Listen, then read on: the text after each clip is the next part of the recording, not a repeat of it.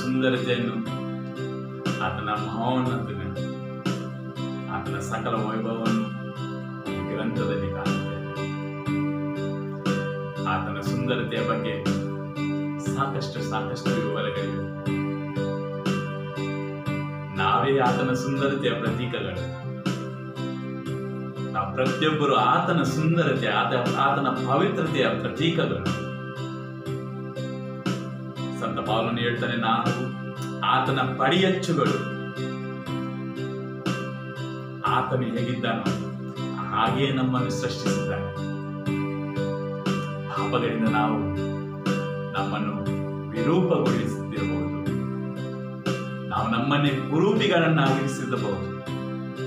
ಕುರೂಪಿಯಾದ ಸೈತಾನನ ಕೈಗೆ ನಮ್ಮನ್ನು ನಾವು ಒಪ್ಪಿಸಿಟ್ಟುಕೊಂಡಿರಬಹುದು. ಆದರೆ ನಮ್ಮ ಪಾಪಗಳನ್ನು ಕ್ಷಮಿಸಿ ನಮಗೆ ಪುನಃ ಸುಂದರತೆಯನ್ನು ದಯಪಾಲಿಸುವವನು ಆತನಾಗಿದ್ದಾನೆ. ಆತನ ಸುಂದರತೆ ಆತನ ಕರುಣೆಯಲ್ಲಿ ನಾವು ಕಾಣುತ್ತೇವೆ. ಆತನ ಪ್ರೀತಿಯಲ್ಲಿ, ಆತನ ಮಹಿಮೆಯಲ್ಲಿ, ಆತನ ವಾತ್ಸಲ್ಯದಲ್ಲಿ, ಗುಣಪಡಿಸುವ ಆತನ ಶಕ್ತಿಯಲ್ಲಿ, ಅದ್ಭುತ ಕಾರ್ಯಗಳನ್ನು ಎಸಗುವ ಆತನ ಶಕ್ತಿಯಲ್ಲಿ ನಾವು ಆತನ ಸುಂದರತೆಯನ್ನು ನೋಡುತ್ತೇವೆ. ಆದರೆ ಎಲ್ಲಕ್ಕಿಂತ ಮಿಗಿಲಾಗಿ ಪ್ರಿಯರೇ, ನಾವು ಆತನ ಸುಂದರತೆಯನ್ನು ಪ್ರವಾದಿ ಯೆಶಾಯನ ಗ್ರಂಥ ಅಧ್ಯಾಯ 52 ವಾಕ್ಯ 13ರಿಂದ ಅಧ್ಯಾಯ 53 ಈ ವಾಕ್ಯಗಳಲ್ಲಿ ನಾವು ಕಾಣುತ್ತೇವೆ. ಆ ವಾಕ್ಯಗಳನ್ನು ಓದುತ್ತಾ ಸಂತ ಪೇತ್ರನು ಇದರ ಬಗ್ಗೆ ಏನು ಹೇಳಿಕ್ಕಿದ್ದಾನೆ ಅದನ್ನು ಕೇಳುತ್ತಾ ಪುನೊಮ್ಮೆ ನಾವು ಈ ಸುಂದರನೇ ಎಂಬ ಗೀತೆಯನ್ನು ಹಾಡೋಣ. ನಮ್ಮ ಮನಸ್ಸಿಗೆ ಆತನ ಸುಂದರತೆಯ ಸ್ಪಷ್ಟತೆ ಮೂಡಲಿ ಪ್ರಿಯರೇ. ನಾವು ಓದುತ್ತೇವೆ, ನನ್ನ ದಾಸನಿದು ಕೃತಾರ್ಥ, ಆಗುವವನಾತ ಮಹಿಮಾನ್ವಿತ, ಏರುವನು ಉನ್ನತ ಪದವಿಗಾರ.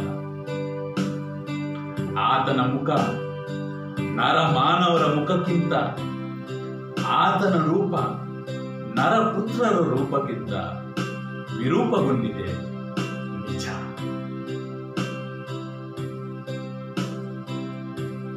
ಇದು ಆತನ ಸುಂದರತೆ. ನಮ್ಮನ್ನು ಸುರದ್ರೂಪಿಗಳನ್ನಾಗಿರಿಸಲು, ನಮ್ಮನ್ನು ಪವಿತ್ರಗೊಳಿಸಲು ಆತನು ಶಿಲುಬೆ ಮೇಲೆ ವಿರೂಪಗೊಂಡನು. ಇದು ಆತನ ಸುಂದರತೆ. ಆದರೆ ಹಲವರು ನೋಡಿ ಆದರೂ ಚಕಿತ, ಆತನು ನೋಡುತ್ತಾ ಚಕಿತರಾದರು. ಅಯ್ಯೋ, ಹೇಗೆ ಹೀಗಾಯಿತು? ಇಷ್ಟು ವಿರೂಪಗೊಳ್ಳಲು ಮನುಷ್ಯನು ಸಾಧ್ಯನಾ? ಇಷ್ಟು ಪೆಟ್ಟು ತಿನ್ನಲು, ಇಷ್ಟು ವಿಕಾರಗೊಳ್ಳಲು ಸಾಧ್ಯನಾ? ಅಂತೆಯೇ ಹಲವು ರಾಷ್ಟ್ರಗಳು ಚಕಿತವಾಗುವು, ಅಚ್ಚರಿಗಳು. ಇವತ್ತು ಕೂಡ ಶಿಲುಬೆಗೇರಿಸಲ್ಪಟ್ಟ ಕ್ರಿಸ್ತನು ಸಾಕಷ್ಟು ಜನರನ್ನು ತನ್ನತ್ತ ಸೆಳೆಯುತ್ತಿದ್ದಾನೆ. ಆತನು ಮಿಸ್ಟರ್ ವರ್ಲ್ಡ್ ಅಂತಲ್ಲ,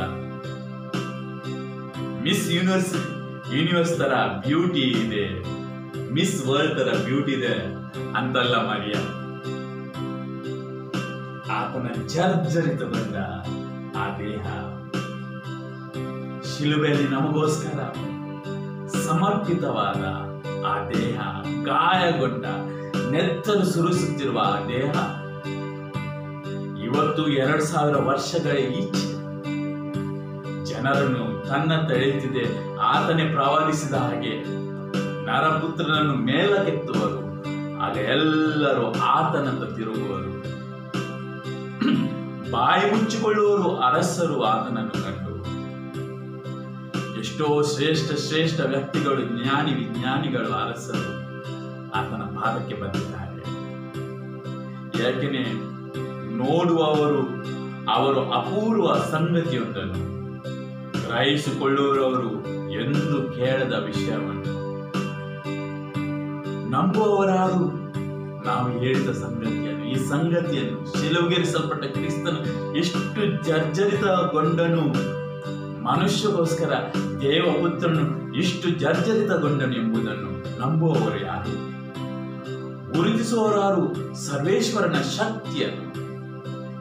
ಈ ಜರ್ಜರಿತಗೊಂಡ ದೇಹದ ಹಿಂದೆ ಶಕ್ತಿ ಇದೆ.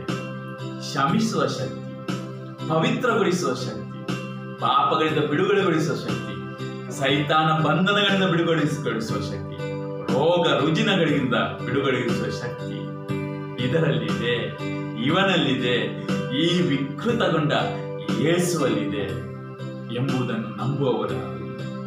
ಗುರುತಿಸುವವರು ಯಾರು? ಸರ್ವೇಶ್ವರನ ಮುಂದೆ ಬೆಳೆದನಾಥ ಸಸಿಯಂತೆ ಸ್ವರ್ಗದಲ್ಲಿ ಆತನಿದ್ದ.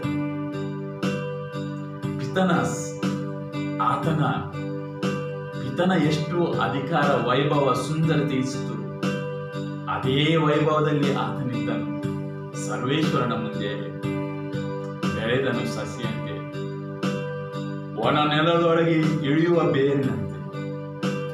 ಆತನಲ್ಲಿ ಅಂದ ಚಂದಗಳಾವು ಇರಲಿಲ್ಲ. ಇದು ಆತನ ಸುಂದರತೆ. ಯಾವ ಅಂದ, ಯಾವ ಚಂದ ಆತನಲ್ಲಿ ಇರಲಿಲ್ಲ. ಆ ಶಿಲ್ಬೆ ಮೇಲೆ ನಾವು ನಮ್ಮ ಚರ್ಚಿಗೆ ಒಂದು ನೈಟ್ ವಿಜಿಲಿಗೆ ಈ ಹಾಡನ್ನು ಪ್ರಾಕ್ಟೀಸ್ ನಾನು ಮಾಡ್ತಿರ್ಬೇಕಾದ್ರೆ ಅಷ್ಟನ್ನ ನಾನು ಸುಂದರನು ಸುಂದರನು ಅಂತ ಹೇಳುವಾಗ ಆ ಯೇಸು ನಜರೇತ್ ಊರಿನಲ್ಲಿ ನಡ್ಕೊಂಡು ಹೋಗ್ತಿದ್ದ ಆ ಸಮಯಗಳನ್ನು, ಅದ್ಭುತ ಮಾಡುತ್ತಿರುವ ಆ ಸಮಯಗಳನ್ನು,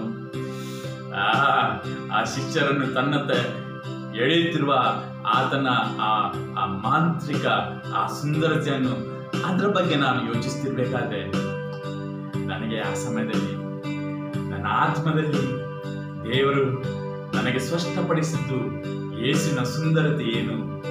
ಯೇಸುವಿನ ಸುಂದರತೆ ಶಿಲುಬೆ ಮೇಲೆ ಆತನು ನಮಗೋಸ್ಕರ ಜರ್ಜರಿತನಾದ, ವಿರೂಪಗೊಂಡ ಆ ಸುಂದರತೆ. ಪ್ರಿಯರೇ, ಆ ಸುಂದರತೆ ನಮ್ಮನ್ನು ಆ ಯೇಸುವನ್ನು ನೋಡುವಾಗ ಕೃತಜ್ಞತಾ ಭಾವದಿಂದ ತುಂಬಿಸುತ್ತದೆ. ನಾವು ಪವಿತ್ರರಾಗಬೇಕು, ನಾವು ಸುಂದರರಾಗಬೇಕು. ಎಂತ ಸುಂದರತೆ! ಪವಿತ್ರತೆಯ ಸುಂದರತೆ. ಮೇಕಪ್, ಲಿಪ್ಸ್ಟಿಕ್ಗಳ ಸುಂದರತೆ ಅಲ್ಲ, ಅರ್ಧಬರ್ಧ ಬಟ್ಟೆ ತೊಟ್ಟು ನಡೆದಾಡುವ ಸುಂದರತೆ ಅಲ್ಲ, ಆಲಿಪೋಲಿಗಳ ಸುಂದರತೆ ಅಲ್ಲ, ಏನೋ ಸೊಂಟದಗಳಿಗೆ ಪ್ಯಾಂಟ್ ಹಾಕೊಂಡು ನಡೆಯುವ ಸುಂದರತೆ ಅಲ್ಲ, ಏನೋ ದೊಡ್ಡ ದೊಡ್ಡ ಶೋರೂಮ್ಗಳಲ್ಲಿ ಹೋಗಿ ಏನೋ ದೊಡ್ಡ ದೊಡ್ಡ ಶೂಸ್ಗಳನ್ನು, ದೊಡ್ಡ ದೊಡ್ಡ ಬ್ರೇಸ್ಲೆಟ್ಗಳನ್ನು ಇನ್ನೇನು ಹಾಕೊಂಡು ನಡೆಯುವ ಸುಂದರತೆ ಅಲ್ಲ ಪ್ರಿಯರೇ. ಪವಿತ್ರತೆಯ ಸುಂದರತೆ. ಇವತ್ತು ಕ್ರೈಸ್ತ ಮಂದಿಗಳಾದ ನಾವು ನಮ್ಮ ಸುಂದರತೆಗಳನ್ನು, ನಾವು ಚರ್ಚ್ಗಳಲ್ಲಿ ಹೋಗುವಾಗ ನಮ್ಮ ಸುಂದರತೆಗಳನ್ನು, ನಮ್ಮ ಪ್ರಪಂಚದ ಏನೆಲ್ಲ ಕೆಟ್ಟದು ನಮ್ಮ ಮಾಡಲಿಕ್ಕೆ ಸಾಧ್ಯ ಇದೆ, ಎಷ್ಟು ಕೆಟ್ಟದಾಗಿ ನಮ್ಮ ಶರೀರವನ್ನು ತೋರಿಸಲಿಕ್ಕೆ ಇದೆ, ಎಷ್ಟು ವಿರೂಪಗೊಳಿಸಲಿಕ್ಕಿದೆ, ಎಷ್ಟು ನಮ್ಮ ಸಂಪತ್ತಿನ ಆಡಂಬರದ ಆ ಶೋ ಅನ್ನು ಮಾಡಲಿಕ್ಕಿದೆ, ಅದಕ್ಕೆ ನಾವು ಬಳಸ್ತಿದ್ದೇವೆ ಪ್ರಿಯರೇ. ಯೇಸುವಿನ ಸುಂದರತೆ, ನಮಗಾಗಿ ವಿರೂಪಗೊಂಡ ಆತನ ಸುಂದರತೆ, ನಮ್ಮನ್ನು ಪವಿತ್ರಗೊಳಿಸುವ ಆತನ ಸುಂದರತೆ. ಆ ಸುಂದರತೆಯಲ್ಲಿ ನಿಂದವರು ನಾವಾಗಬೇಕು ಪ್ರಿಯರೇ. ನೋಡಲು ಲಕ್ಷಣವಾಗೂ ಏನು ಕಾಣಲಿಲ್ಲ ಆತನಲ್ಲಿ. ಚಿನ್ನ, ಬೆಳ್ಳಿ, ವಜ್ರ, ವೈಡೂರ್ಯಗಳು ಏನು ಕಾಣಲಿಲ್ಲ ಆತನಲ್ಲಿ. ಧಿಕ್ಕರಿಸಲ್ಪಟ್ಟವನು, ಮನುಜರಿಂದ ತಿರಸ್ಕೃತನು, ದುಃಖಾಕ್ರಾಂತನು, ಕಷ್ಟ ಸಂಕಟ ಅನುಭವಿಸಿದವನು, ನೋಡಿದವರು ಮುಖ ತಿರುಗುವಷ್ಟು ನಿಂದಕನು. ನಾವು ಲಕ್ಷ್ಯಕ್ಕೆ ತೆಗೆದುಕೊಳ್ಳಲಿಲ್ಲ ಆತನನ್ನು. ಈ ಸುಂದರತೆ ಲಕ್ಷ್ಯಕ್ಕೆ ತೆಗೆದುಕೊಳ್ಳಲಿಲ್ಲ. ನಮಗೋಸ್ಕರ ಜರ್ಜರಿತನಾದನು. ಇದನ್ನು ನಾವು ಲಕ್ಷ್ಯಕ್ಕೆ ತೆಗೆದುಕೊಳ್ಳಲಿಲ್ಲ ಪ್ರಿಯರೇ. ಒಂದು ವೇಳೆ ಲಕ್ಷ್ಯಕ್ಕೆ ತೆಗೆದುಕೊಂಡಿದ್ದರೆ ನಮ್ಮ ಬಾಳು ಹೀಗಿರ್ತಿರಲಿಲ್ಲ. ಒಂದು ವೇಳೆ ಲಕ್ಷ್ಯಕ್ಕೆ ತೆಗೆದುಕೊಂಡಿದ್ದರೆ ನಮ್ಮ ಸುಂದರತೆಯ ಪ್ರದರ್ಶನ ಹೀಗಿರ್ತಿರ್ಲಿಲ್ಲ ಪ್ರಿಯರೇ.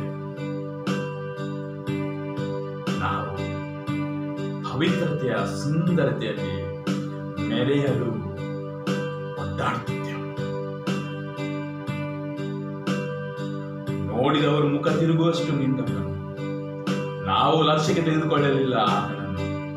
ನಿಜವಾಗಿ ವಹಿಸಿಕೊಂಡನಾತ ನಮ್ಮ ಬಾಧೆಗಳನ್ನು, ಹೊರೆಯಂತೆ ಹೊತ್ತನಾತ ನಮ್ಮ ಕಷ್ಟ ಸಂಕಟಗಳನ್ನು, ಹೊರೆಯಂತೆ ಹೊಟ್ಟುಕೊಂಡನಾತ ನಮ್ಮ ಕಷ್ಟ ಸಂಕಟಗಳನ್ನು,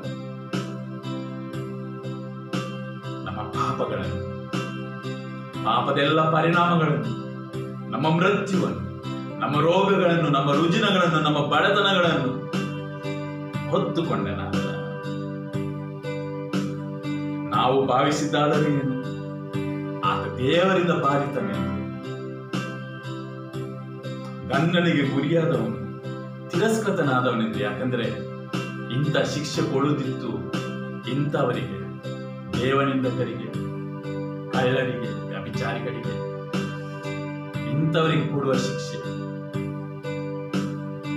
ಗಾಯಗೊಂಡನಾತ, ಆದರೆ ಗಾಯಗೊಂಡನಾತ ನಮ್ಮ ಪಾಪ ಪಾಪಗಳ ನಿಮಿತ್ತ ಜರ್ಜರಿತನಾದ, ನಮ್ಮ ದ್ರೋಹಗಳ ದೆಸೆಯಿಂದ ಶಿಕ್ಷೆಗೊಳಗಾದ, ನಮ್ಮ ರಕ್ಷೆಗಾಗಿ ಪೆಟ್ಟು ತಿಂದ, ನಮ್ಮ ಸ್ವಸ್ಥತೆಗಾಗಿ.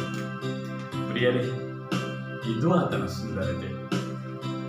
ನಾವು ಒಂದಿನ ಪ್ರಾರ್ಥನೆ ಮಾಡಬೇಕಾದ್ರೆ 2018 ಕಾಣಬೇಕು, 18-19 ಆ ಸಮಯದಲ್ಲಿ ಗುಲ್ಬರ್ಗದಲ್ಲಿ ನಾವು ಸೇವೆಯನ್ನು ನಡೆಸ್ತಿದ್ದೆವು. ನಾನು ಮತ್ತು ನನ್ನ ಮಿಸಸ್ ನಾವು ಒಟ್ಟಿಗೆ ಪ್ರಾರ್ಥನೆ ಮಾಡ್ತಿರ್ಬೇಕಾದ್ರೆ ನಮ್ಮ ಮಿನಿಸ್ಟ್ರಿಗೆ God forgives us in Christ crucified ministries ಉದ್ದ ಹೆಸರು. ಆದರೆ ಈ ಮಿನಿಸ್ಟ್ರಿಯ ಉದ್ದೇಶಗಳನ್ನು, ಗುರಿಗಳನ್ನು ದೇವರು ಸ್ಪಷ್ಟವಾಗಿ ಆ ಹೆಸರಿನ ಮೂಲಕ ನಮಗೆ ಕೊಟ್ಟಿದ್ದರು. God forgives us in Christ crucified. ಶಿಲುಗೆರಿಸಲ್ಪಟ್ಟ ಯೇಸುವಲ್ಲಿ ದೇವರು ನಮ್ಮನ್ನು ಕ್ಷಮಿಸುತ್ತಾರೆ. ಪ್ರಿಯರೇ, ಇವತ್ತು ಯೇಸುವಿನ ಹಿಂಬಾಲಕರು ನಾವು ಸಾಕಷ್ಟು ಬಾರಿ ನಮಗೆ ಚಿನ್ನ ಬೇಕು, ಬೆಳ್ಳಿ ಬೇಕು, ವೀಸಾ ಬೇಕು, ನೆಂಟಸ್ತಿಕೆ ಬೇಕು, ಮಕ್ಕಳಿಲ್ಲದವರಿಗೆ ಮಕ್ಕಳು ಬೇಕು, ಉಳಿದೆಲ್ಲವನ್ನು ಪ್ರಯತ್ನ ಮಾಡಿಕೊಂಡು ಎಲ್ಲ ಡಾಕ್ಟರ್ಗಳ ಎಲ್ಲ ಬಳಿ ಹೋಗಿ ಏನಾಗುವುದಿಲ್ಲ ಅಂತ ಹೇಳಿದ ಮೇಲೆ ಓ ಯೇಸಪ್ಪ ಅವನು ಇದ್ದಾನೆ ಅಂತ ಹೇಳಿಕೊಂಡು ಅದು ಬೇಕು. ಒಳ್ಳೆ ಒಳ್ಳೆ ಉದ್ಯೋಗಗಳು ಬೇಕು, ಒಳ್ಳೆ ಒಳ್ಳೆ ಡಿಗ್ರಿಗಳು ಬೇಕು, ಇತ್ಯಾದಿ ಎಲ್ಲ ಕಾರಣಗಳಿಗೋಸ್ಕರ ಯೇಸುವಿನ ಬಳಿ ಹೋಗುತ್ತೇವೆ. ಆದರೆ ಯೇಸು ನಮ್ಮಲ್ಲಿ ಆಸೆ ಪಡುತ್ತಿರುವುದು ನಮ್ಮ ಪಾಪ ಕ್ಷಮೆಗೋಸ್ಕರ ಆತನ ಬಳಿ ಹೋಗುವಂಥದ್ದು. ಪವಿತ್ರ ಜೀವನದ ಆಶೆಯಿಂದ ಜನರನ್ನು ದೇವರ ಪಾದದ ಬಳಿಗೆ ತರಬೇಕು, ದೇವರ ಆಶೀರ್ವಾದಗಳಲ್ಲಿ ನಾವು ಜನರನ್ನು ತುಂಬಿಸಬೇಕು ಅಂತ ಪವಿತ್ರತೆ ನಮ್ಮದಾಗಬೇಕು. ಯಾಕಂದ್ರೆ ನಾವು ಓದುತ್ತೇವೆ, the prayer of righteous person, ಒಬ್ಬ ಉತ್ತಮ ವ್ಯಕ್ತಿ, ಯಾರು ಉತ್ತಮನು, ದೇವರಿಂದ ಪಾಪ ಕ್ಷಮಿಸಲ್ಪಟ್ಟವನು, ಆತನು ಉತ್ತಮನು. ಆತನ ಪ್ರಾರ್ಥನೆಗಳು ಫಲಪ್ರದವಾದುವಂತು. ಇವತ್ತು ನಾನು ಮತ್ತು ನೀವು ಒಂದು ವೇಳೆ ಯೇಸುವಿನ ಪವಿತ್ರತೆಗೆ ನಮ್ಮನ್ನು ಸಮರ್ಪಿಸುವಂತೆ ಅಂದರೆ ನಮ್ಮ ಪ್ರಾರ್ಥನೆಯ ಮೂಲಕ ಎಷ್ಟೋ ಜನರಿಗೆ ಆಶೀರ್ವಾದಗೊಳಿಸಲು ಅಭಿಷೇಕಿಸಲ್ಪಟ್ಟವರು ನಾವಾಗಿದ್ದೇವೆ. ಪ್ರಿಯರೇ, 1ನೇ ಪೇತ್ರ ಅಧ್ಯಾಯ 2, ಅವರು ಯಾವ ಪಾಪವನ್ನು ಮಾಡಲಿಲ್ಲ. ಪೇತ್ರನು ಯೇಸು ಸ್ವಾಮಿ ಬಗ್ಗೆ ಹೇಳ್ತಾನೆ, ಅವರು ಯಾವ ಪಾಪವನ್ನು ಮಾಡಲಿಲ್ಲ, ಅವರ ಬಾಯಿಂದ ಅಬದ್ಧವಾದ ಮಾತೊಂದು ಕೇಳಿ ಬರಲಿಲ್ಲ. ಆದರೂ ಅವರು ಯಾತನೆಯನ್ನು ಅನುಭವಿಸುವಾಗಲೂ ಯಾರಿಗೂ ಬೆದರಿಕೆ ಹಾಕಲಿಲ್ಲ. ಎಷ್ಟು ಶ್ರೇಷ್ಠತೆ! ಅದಕ್ಕೆ ಆತನ ಸುಂದರನು, ಅದಕ್ಕೆ ಆತನ ನಾಮ ಅಷ್ಟು ಶ್ರೇಷ್ಠ ನಾಮ. ಯಾರಿಗೂ ಬೆದರಿಕೆ ಹಾಕಲಿಲ್ಲ. ಆ ಸಮಯದಲ್ಲೂ ಇವರೆಲ್ಲರನ್ನು ಹೇಗೆ ರಕ್ಷಿಸುವುದು ಅಂತ ಯೋಚನೆ ಮಾಡುತ್ತಿರುವ ಆ ಸುಂದರ ನಾಮ. ಬದಲಿಗೆ ಸತ್ಯ ಸ್ವರೂಪರು, ನ್ಯಾಯಾಧಿಪತಿಯೂ ಆದ ದೇವರಿಗೆ ತಮ್ಮನ್ನೇ ಒಪ್ಪಿಸಿಕೊಂಡರು.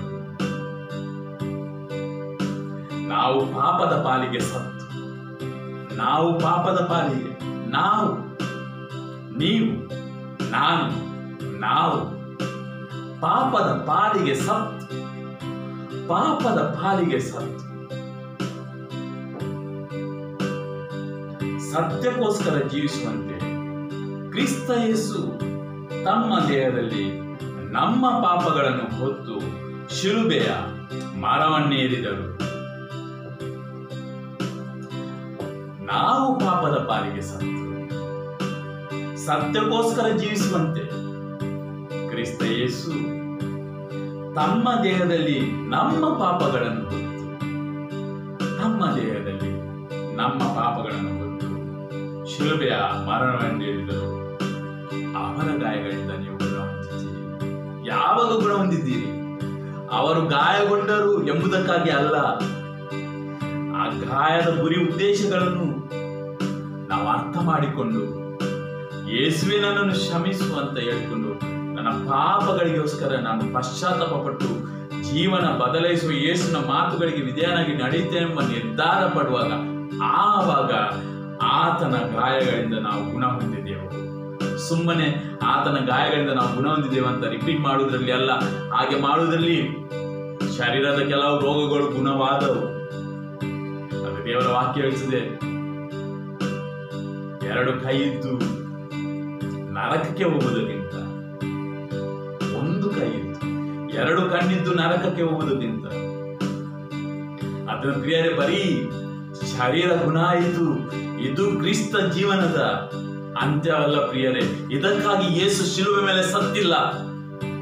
ಬರೀ ನಮ್ಮ ಕ್ಯಾನ್ಸರ್ಗಳನ್ನು ಗುಣಪಡಿಸಲು, ಬರೀ ನಮ್ಮ ಬೆನ್ನು ನೋವುಗಳನ್ನು ಗುಣಪಡಿಸಲು, ಬರೀ ನಮ್ಮ ಟಿಬಿಗಳನ್ನು, ಏಡ್ಸ್ಗಳನ್ನು ಗುಣಪಡಿಸಲು, ಬರೀ ನಮ್ಮ ಸೊಂಟ ಬೇನೆಯನ್ನು, ಬರೀ ನಮ್ಮ ತಲೆಬೇನೆಯನ್ನು ಗುಣಪಡಿಸಲು ಯೇಸು ಶಿಲುಬೆ ಮೇಲೆ ಸತ್ತಿಲ್ಲ ಪ್ರಿಯರೇ.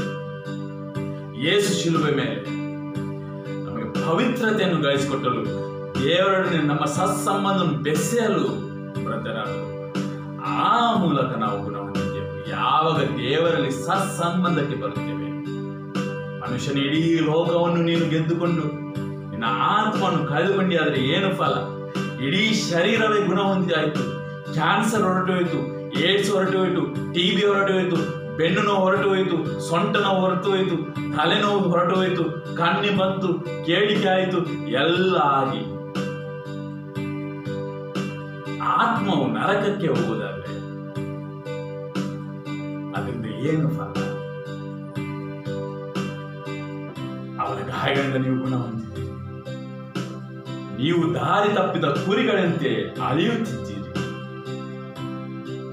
ಪಾಪದ ದಾರಿಗಳಲ್ಲಿ, ಶೈತಾನ ತೋರಿಸುವ ದಾರಿಗಳಲ್ಲಿ, ರಕ್ತ ಮಾಂಸವು ತೋರಿಸುವ ದಾರಿಗಳಲ್ಲಿ ಅಳೆಯುತ್ತಿದ್ದೀರಿ.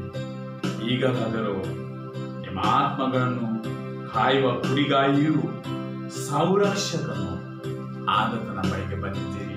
ಇದು ಯೇಸುವಿನ ಸುಂದರತೆ. ನಮ್ಮ ಆತ್ಮಗಳನ್ನು ಸಂರಕ್ಷಿಸುವನು, ನಮ್ಮನ್ನು ಪವಿತ್ರಗೊಳಿಸುವನು. ನಾನು ನನ್ನ ಮಗುವಿಗೆ ದಿನ ಹೇಳ್ತೇನೆ, ಮರಿಯಾ, ಈ ಸುಂದರ ಸುಂದರ ಹಾಡುಗಳನ್ನು ಹಾಡುವುದು, ಕೀಬೋರ್ಡ್ ಬಾರಿಸುವುದು, ಒಳ್ಳೆ ರಾಗದಲ್ಲಿ ಹಾಡುವುದು, ಇದೆಲ್ಲ ವೇಸ್ಟ್ ಮರಿಯಾ. ಕೇಳಿಸಿದೆ?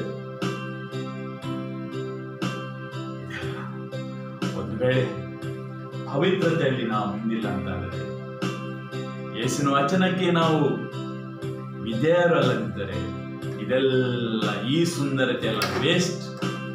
ಈ ಸುಂದರತೆ ಎಲ್ಲ ವೇಸ್ಟ್. ಒಂದೇ ಸುಂದರತೆ, ನಮಗೋಸ್ಕರ ಬಲಿಯಾದನಾದ ಬಳಿ ಬಂದು, ದೇವ ನನ್ನನ್ನು ಕ್ಷಮಿಸು ಎಂಬ ಸುಂದರತೆ. ಆ ಸುಂದರತೆ, ಆ ಶಿಲುಬೆಗಿರಿಸಲ್ಪಟ್ಟ ಕ್ರಿಸ್ತನನ್ನು ನಮ್ಮ ಕಣ್ಣೆದುರಿಗಿದ್ದ ಈ ಗೀತೆಯನ್ನು ಹಾಡೋಣ. 10 ಸಾವಿರದಲ್ಲಿ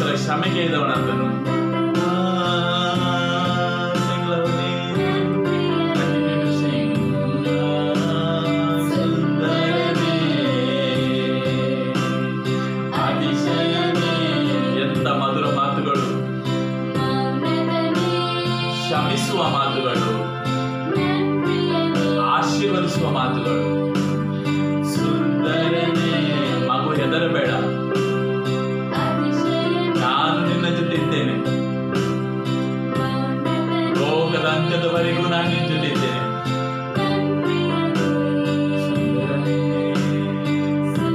ಈಗೋ ನಿನಗೋಸ್ಕರ ನಾನು ಪೆಟ್ಟು ತಿಂದೆ, ನಿನ್ನನ್ನು ಆಶೀರ್ವದಿಸು.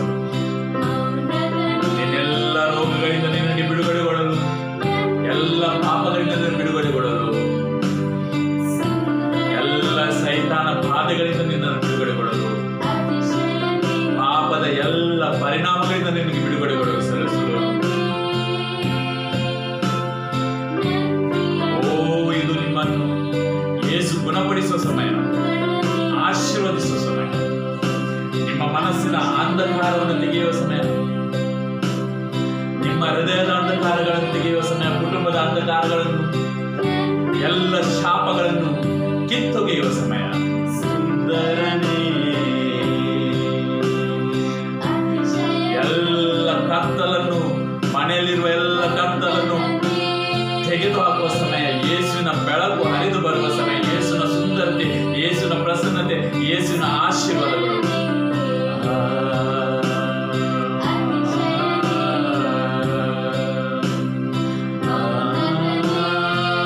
ಪವಿತ್ರ ಆತ್ಮರನ್ನು ದಯಪಾಲಿಸುವ ಸಮಯ,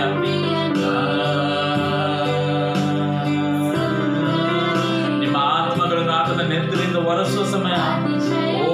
ಶಿಷ್ಯರ ಪಾದಗಳನ್ನು ನೀರಿಂದ ತೊಳೆದರು, ಆದರೆ ಇವತ್ತು ನಿಮ್ಮ ಆತ್ಮಗಳನ್ನು ನನ್ನ ನೆತ್ತರಿಂದ ನಿಮ್ಮ ಪಾಪಗಳನ್ನು ಆತನ ನೆತ್ತರಿಂದ ತೊಳೆಯುವ ಸಮಯ. ಶಿಬಿರ ಬಗರ ಬಗರ ಬಗರ ಬಗರ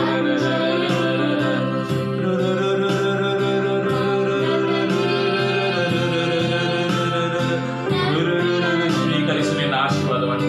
ಶಿಬಿರ ಬಗರ ಬಗರ ಬಗರ ಬಗರ ಬಗರ ಯೇಸುವಿನ ಪಾಪ ಕ್ಷಮೆಯನ್ನು ಸ್ವೀಕರಿಸು. ಶಿಗರ ಬಗರ ಬಗರ ಬಗರ ಬ ಶಿಗರ ಬಗರ ಬಗರ ಬಗರ ಬಗರ ಬ ಶಿಗರ ಬಗರ ರೀ ಶಿಗರ ಬಗರ ಯೇಸುವೆ ಶಿಗರ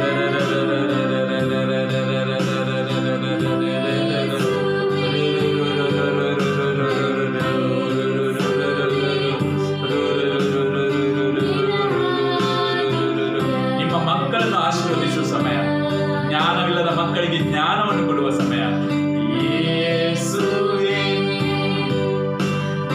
ಮದ್ಯಪಾನದ ಆಶೆಯನ್ನು ನಿಮ್ಮಿಂದ ಬಿಟ್ಟು ಹೋಗುವಂತೆ ಕರುಣಿಸುವ ಸಮಯ.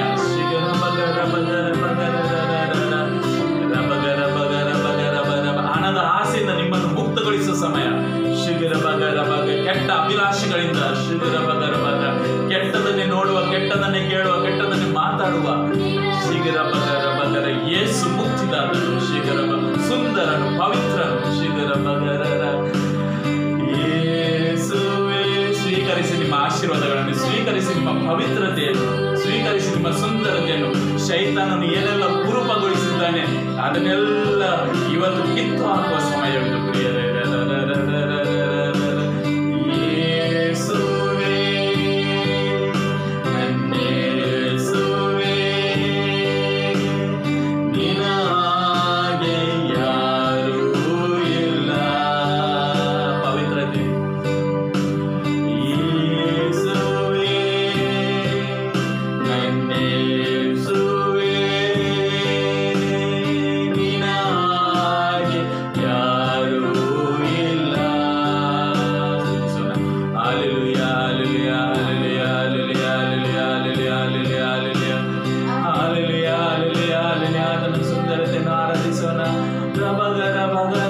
ಜರ್ಜರಿತಗೊಂಡ ಆತನ ಶರೀರವನ್ನು ನೆನಪಿಸಿಕೊಳ್ಳೋಣ.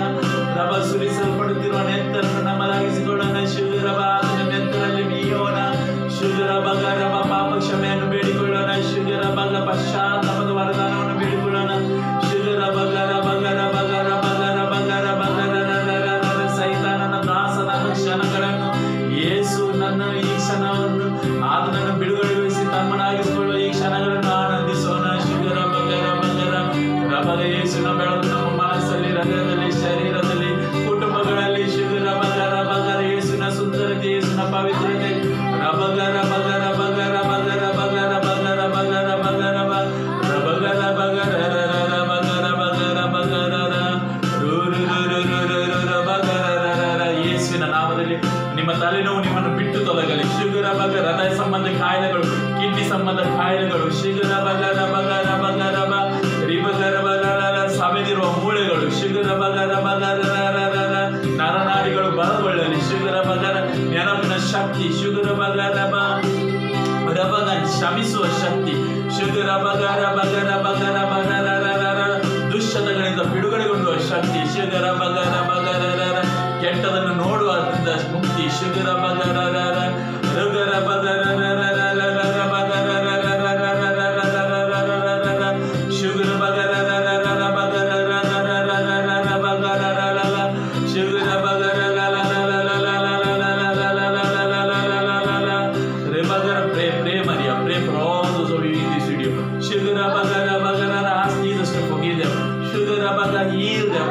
ಬಗರ intercede for them.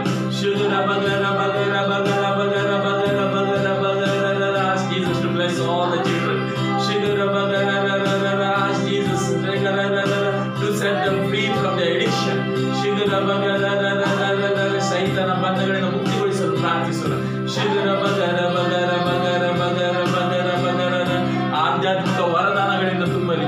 ಆಧ್ಯಾತ್ಮಿಕ ವರದಾನಗಳು, ಪವಿತ್ರಾತ್ಮರ ವರದಾನಗಳು, ಪವಿತ್ರಾತ್ಮರ ಶಕ್ತಿ, ಶುಭ ಸಂದೇಶ ಪ್ರಕಟಪಡಿಸುವ ಶಕ್ತಿ, ಶುಗರ ಬಗರ ವಿವಿಧ ವಿವಿಧ ಸೇವೆಗಳಲ್ಲಿ ತೊಡಗಿಸಿಕೊಳ್ಳುವ ಶಕ್ತಿ, ರಬಗರ ಬಗರ ಬಗರ ರಬ ಪ್ರಾರ್ಥನೆಯ ವರದಾನ, ಬೈಬಲ್ ಓದುವ ವರದಾನ, ಶುಗರ ಬಗರ ಬಗರ ಬಗರ ಬಗರ ಬಗರ